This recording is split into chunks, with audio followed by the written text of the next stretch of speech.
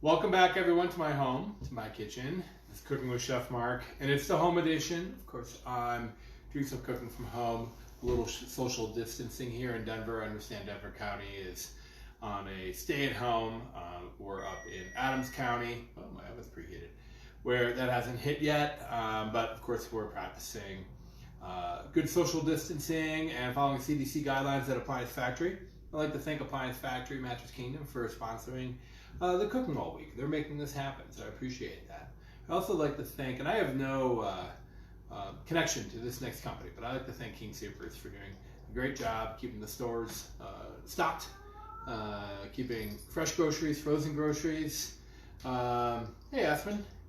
Hey, buddy. You know you're not supposed to be on the counter. Everyone, this is Aspen. He's a ragdoll. He's a purebred ragdoll. He's a rescue. I got him from the Max Fund. And you know what they say about cats and being curious. So anyways, he's over here entertaining himself. So you know, I've got two cats. I'm a cat guy. So anyways, back to my thank yous. I'd like to thank King Soopers for working hard and keeping the stores stocked and doing a great job keeping us, keeping chefs like myself and even homes and families stocked up full of food. All right, Aspen's in the shot. Is he in the shot? Yeah, Pete's on back there doing a little filming. So he looks comfortable, so I'm just gonna charge on here. Okay, yesterday, if you tuned in, I started with some focaccia bread, right? So bread, I started with bread. I had some instant yeast, some flour, some water, a little bit of extra virgin olive oil, and salt. I mixed that all together and I put it in this bag. If you remember, I didn't knead that together. I just went ahead and got all of that just kind of pulled together. And I wasn't sure what kind of bread I wanted to make, but I decided I'm gonna make focaccia bread. So I washed my hands for 40 seconds before I started here. I'm just gonna roll this out. It doesn't have to be, I'm just gonna go for rustic. This dough is nice. It's got good density. If you recall, I put it straight in the fridge and I just let it slowly ferment and rise. And it's got good density because of that. And then I came home for lunch back at noon, around noon. I pulled this out and I just kind of let it sit out and to kind of let it rise a little bit. Okay, so what I'm going to do here is get my dough. I'm going to stretch it out. I'm going to take my fingers. I'm going to get some dimples in there. I kind of use my fingernails and kind of pierce it a little bit too. That's going to kind of dock the dough. It's going to keep it from puffing up too much. And then what I'm going to do is some rosemary. This is going to be kind of a classic focaccia bread. Okay, got some rosemary, a little thyme stuck in there too. That's not so bad. And rosemary is very nice. I like focaccia bread because, you know, there's really no rules to this. But I like to do rosemary, fresh rosemary, mixed virgin olive oil, salt, and pepper. Okay. Let me get something around here. Okay. I'm trying to preheat a pan over there. If you recall from yesterday, I always start preheating my pans empty, and I had the wrong burner on. I like to preheat my pans while I'm doing other cooking. I got my oven preheated 425 convection. Get a nice hot oven for this. You'll notice I didn't oil the pan. No need to. There's enough fat in the dough. And again, if you're looking for recipes, just watch yesterday's video. I know we posted it both on Facebook and here at Appliance Factory, also at Chef Mark Kalix, and then it's going to be on YouTube as well at Appliance Factory's YouTube channel, which is pretty cool. If you haven't checked it out, please do so. Okay, got my rosemary, extra virgin olive oil. I try to avoid putting garlic on this, fresh garlic, that I find it burns in the oven. If I'm going to do garlic, I might cook the garlic first, like roast it. Okay. Don't be shy with the extra virgin olive oil. Nice kosher salt. Not going to be shy with that either. And then finally, just a little bit of fresh cracked pepper. Like that nice and coarse. Okay. Now it's going to go in the oven. And I'm going to cook it till it's done. So GBD, golden brown delicious. I'm going to set this for 20 minutes initially to see what happens. All right. So into the oven we go. Timer, 20 minutes. Boom, start. Okay. Look at that. So that's going to be beautiful focaccia bread. We'll have that for dinner. I think that's going to be great. It's thing about focaccia bread, it's one of those breads where you want to make it and you want to eat it right away. It doesn't really hold very well. Not having any preservatives and being kind of that fortified bread with all that fat, it's gonna get really stale pretty quickly. So, but it's so easy to make that you can just make a small amount and you can make it every day. You can do it with a sourdough starter as well. That's not very traditional, at least in my opinion. I prefer to just do it kind of just plain old, good old-fashioned bread, and a lot of times I just make it in the same day. I pull together the bread dough with the yeast, and then I let it sit for an hour or two, puff up, and then I go straight in the oven. So it's one of those things where if I know I want focaccia bread for dinner, maybe I'll start at lunch and finish it at dinner, all in the same day. Easy cheesy. All right. Next, I got some cool ingredients here. So I got some potatoes. I went to the grocery store, just grabbed some fresh ingredients, what I could find. Let me talk about tomorrow because I'm always thinking 2 days in advance when I'm cooking at home a lot. Recently, I've been cooking at home every meal, every day, breakfast, lunch, and dinner. I live just moments from Appliance Factory. So I go into Appliance Factory when it's my day, when I'm there for, and practicing social distancing. Pardon me. I live very close, so I tend to eat 3 meals at home, particularly now with all the restaurants closed. I'm doing breakfast, lunch, and dinner. So I always try to think, what am I going to make 2 days in advance? So tomorrow, I have some frozen chicken, right? And I'm thawing that. It's just me for dinner tomorrow, so I'm just going to make 1 piece of chicken. And that chicken is good old-fashioned frozen chicken. I got this at King Soopers. It's what they have when I went shopping. You'll notice here there's a date, 3/13. That's the date that I bought that. I like to label all my food so that if I bring fresh food home, I'm doing the first in, first out, the FIFO rotation, that I make sure that I'm using the fresh food, or even frozen food, that I'm using the food that came into the house first. It works great for restaurants. That's how restaurants maintain freshness and quality. And I like to use those same tricks at home. So I've got this, I'm going to thaw this 1 chicken breast, and this is an IQF chicken breast, which is, individually quick frozen. Each piece of chicken, what's this beeping at me? What you doing? Aha. I set it for 2 minutes, not 20 minutes. So individual quick frozen, IQF, and I can pull out 1 chicken breast or 2 or 3 and then thaw them instead of having to pull out like block frozen. You don't see that as much anymore these days, but years ago and even in commercial, getting a block of frozen chicken is very common. It's a lot less expensive actually.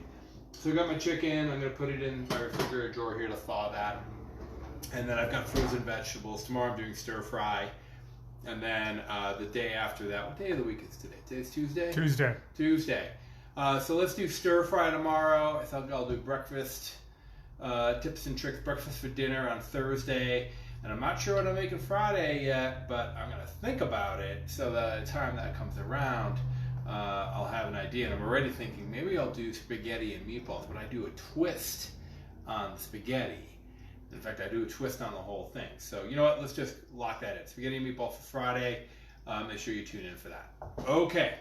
Potato pancakes. I'm going to make like a kind of a fun little quick style Cajun. We got some Cajun style andouille. I saw this. This looked really nice to me. So I decided, you know what? I'm going to use this as my theme.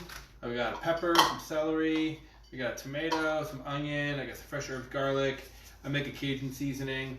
You can buy this, I make it. It's, it's a ton of ingredients, but white pepper, smoked paprika, cayenne pepper, white pepper, that kind of thing. I kind of mix this together in a food processor.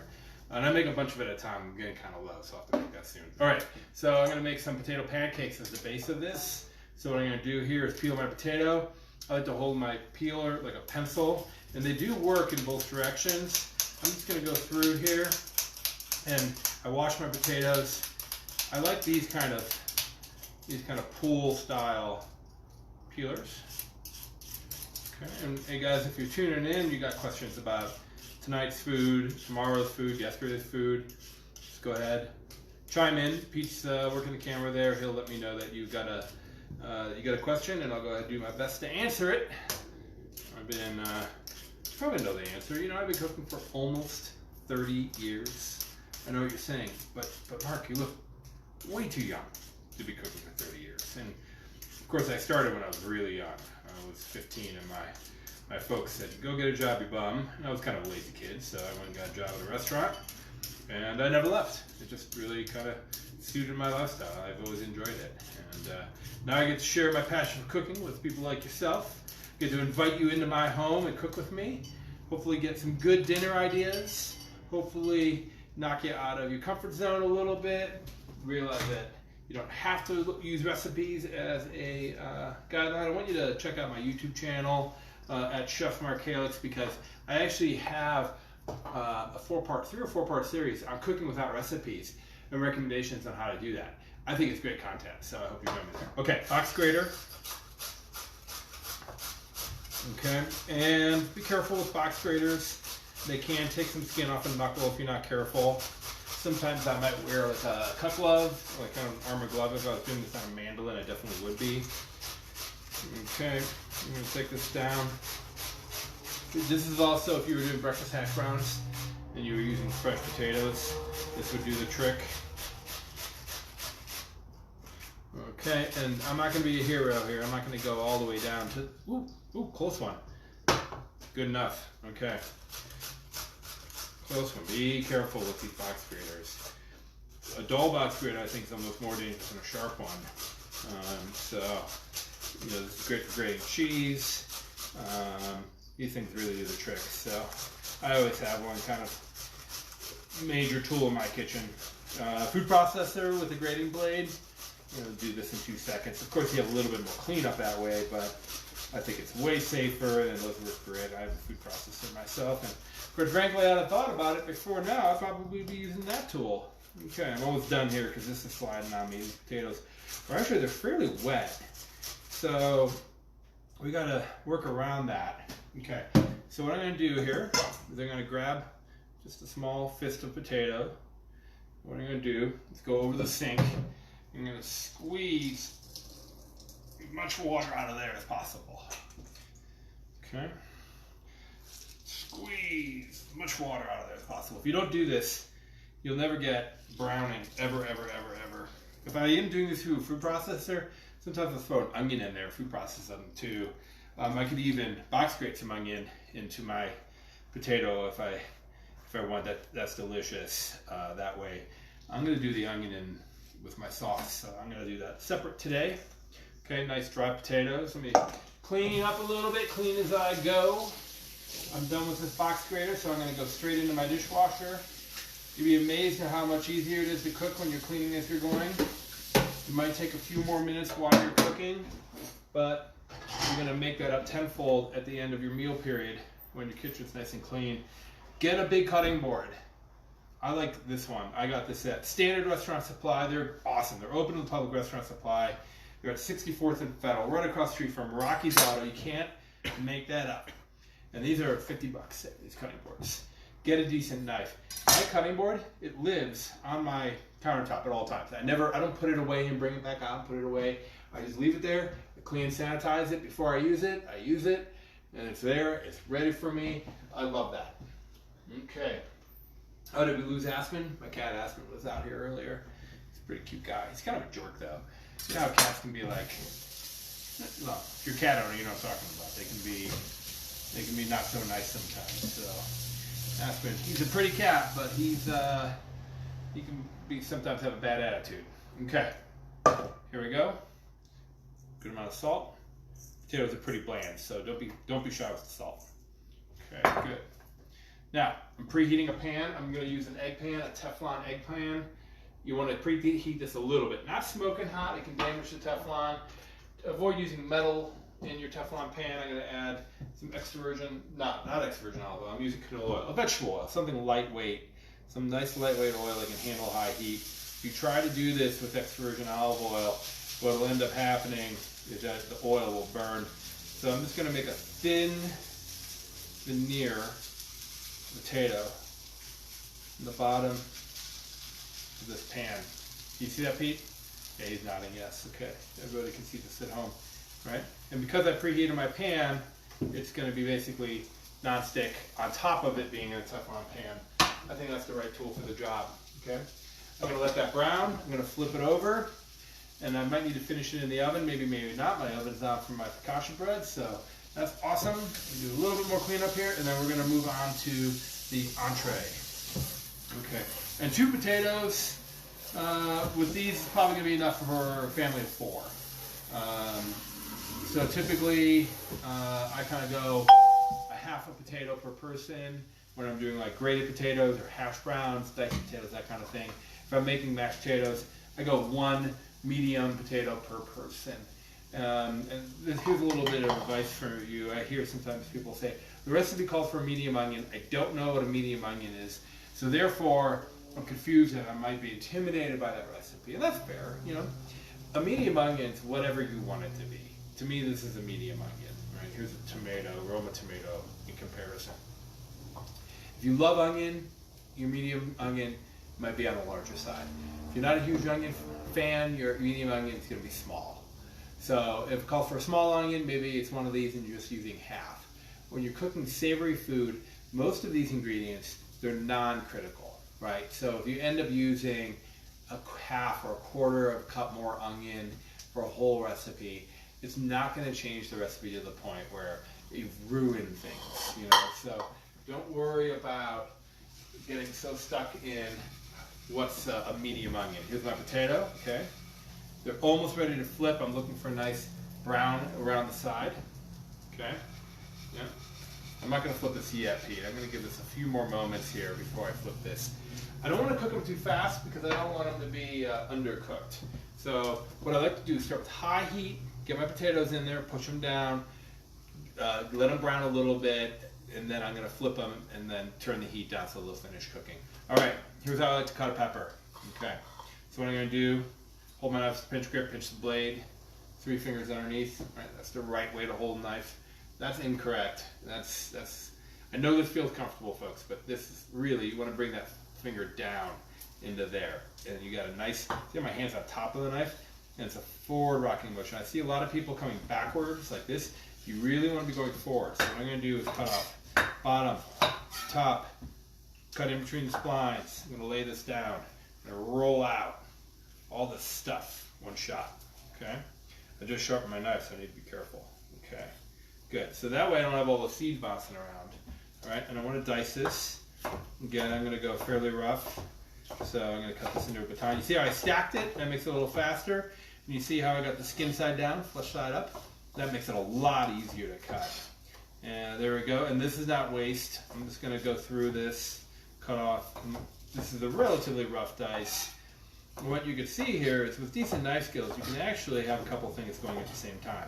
So I've got the potato pancakes going first because those are going to take longer than this. I got the focaccia bread going before that because that's going to take longer. All right, we're going to go for a flip here. Okay, you ready? Ah, look at that. Could have gone a little bit more, a little browner, but we're going to go with that. I think that looks good. Okay, very nice. You know what's going to help brown that? Butter. A little bit of butter. Butter's good fat. All right, I'm going to cut some of that off. Just throw that in there. Throw a little knob of butter in there. I'm going to check my bread. Hold on. Ooh, looking good. Oh my gosh. Oh, I opened the oven. The smell. Oh, it's heavenly. Okay. All right, celery. I'm going to, of course, I washed all my vegetables before I got started. I was in the grocery store earlier today and I watched a woman going through bunches of cilantro. I think she touched every single one of them. Oh man, come on, you know, just look and find one and just, you don't have to pick every one up, lady. But I don't know. Maybe she forgot that we're in a crisis mode here and it's not very polite to do that. All right. When I peel my onion, I peel. Typically either take 2 thick layers of skin off, 1, 2, or if I need to, I'll even take an extra layer of the actual onion off because it's kind of leathery. You'll notice I'm just going to do half an onion. You notice I left the root end on. And I did this yesterday with the shallots. I'm going to do slices down but not through the root end. And I am cutting back towards me, but I typically only cut back towards me when I have the knife level and I'm holding the knife nice and level. I'm pulling back towards me. I'm not rocking backwards. I'm actually slicing backwards. Okay. Here's that cross cut. I want this pretty small, so I'm going to make 2 cross cuts. 1, 2. Okay. Let me go through here. Make my cuts. All right. And I'm just kind of making a pile here because I'm going to cook all this together. Okay. So I'm not really worried about keeping it separate. You know, for ultimate control, it's good to have all this separate because they all cook at different times. But this is just a quick meal in minutes kind of thing. Here's a little tip. If you're cutting all your vegetables, cut all your vegetables, and then cut your protein last on the same cutting board, and then wash your cutting board, right? That way, you don't contaminate your cutting board first. So just one way you can save maybe a little bit of time. All right, let me see here. That's looking nice. Yeah, I'm gonna give it a flip. Okay, very nice. I'm gonna throw this on a sheet pan, which I might pop back in the oven to make sure things are hot. And in my kitchen,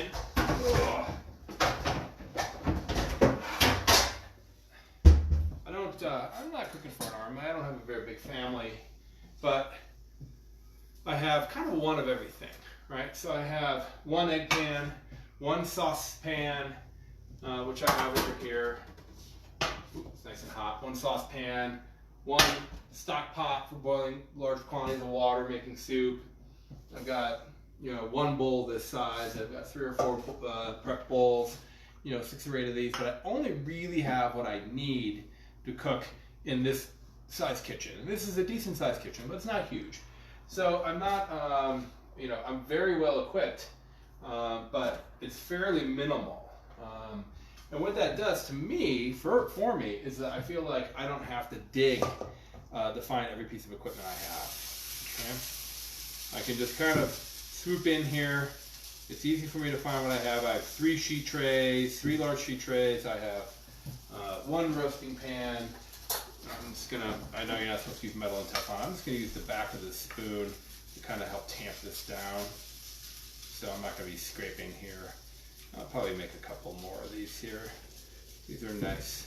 So I'm sticking a little bit, but I'm gonna get a little bit more fat in there. We're good there, Pete? Okay. Close-ups. Close-ups. Okay. Pete's coming in for some close-ups here.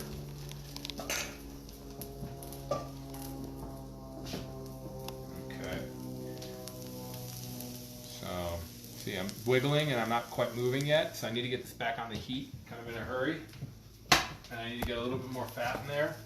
Potatoes are going to be thirsty for fat. So you see how I got that squeeze bottle of oil? And see how that immediately started moving on me? That's good, okay? I'm preheating this pan.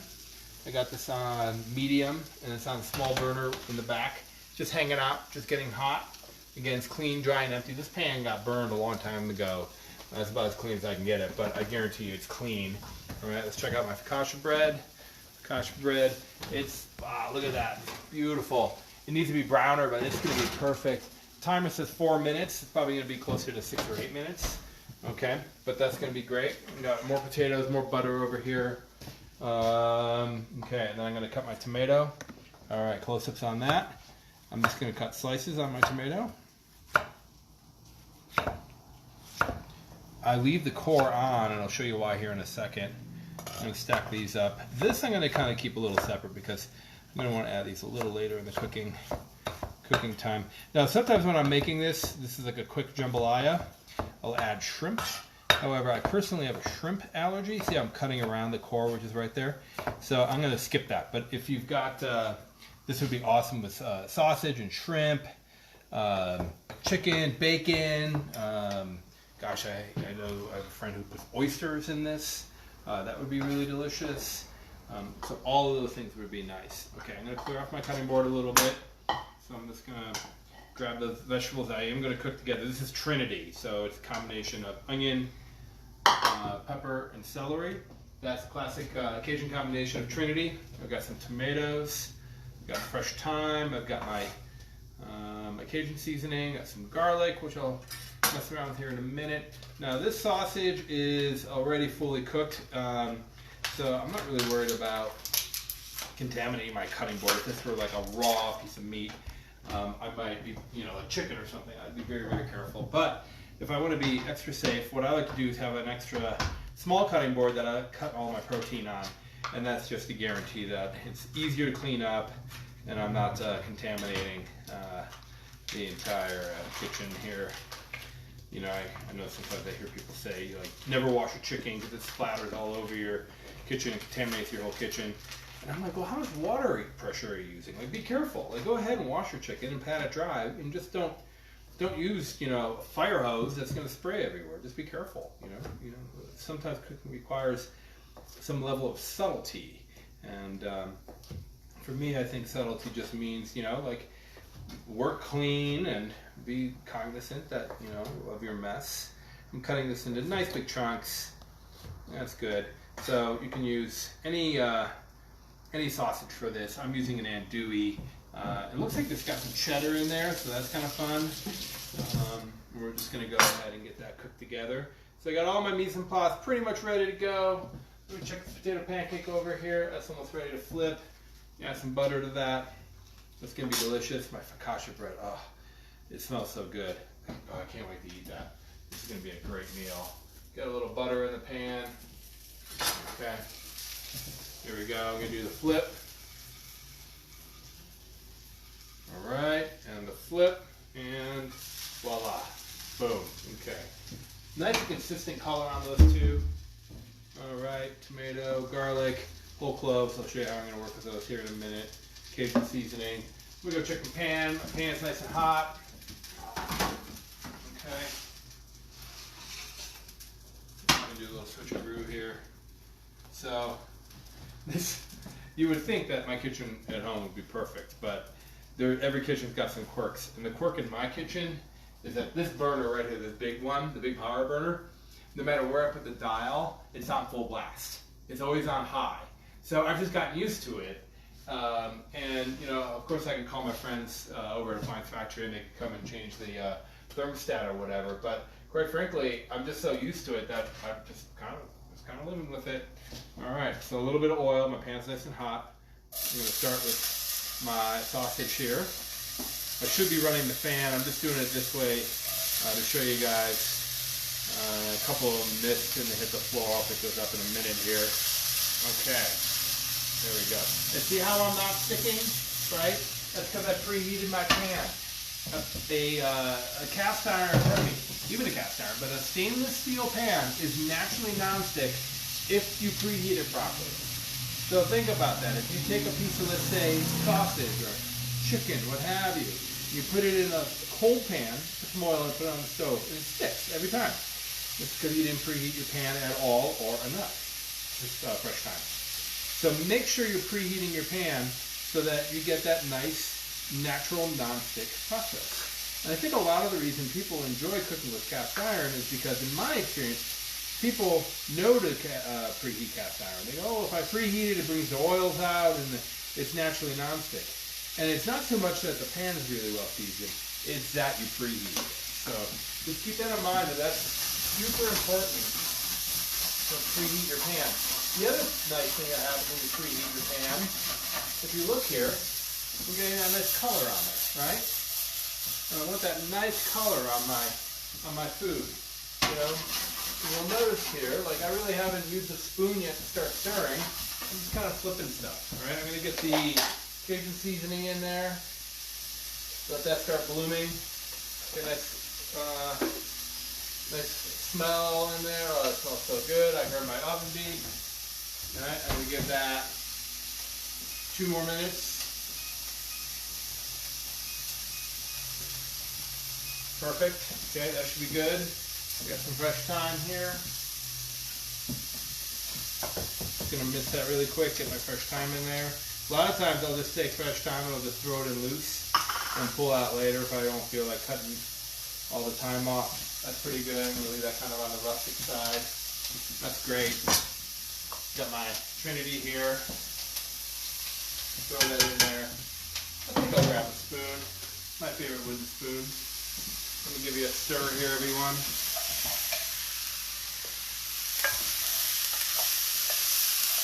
Look at that. That's looking nice, right? How long am I going to cook this? Well, you know, it's a quick jambalaya, so I'm not going to cook it super long. I just really want to cook it till the vegetables are soft. Like I said, the sausage is already pre-cooked. My potato pancakes are almost ready. I'm going to go ahead, I'm going to throw in, some garlic. I got a garlic tip for you. Yesterday I missed my garlic. Today I'm going to take my microplane, and I'm just going to microplane the garlic right up to the root end. Okay.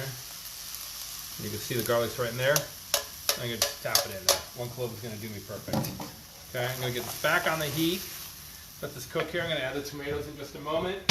I bet it's going to need some salt. Let me go ahead and do that.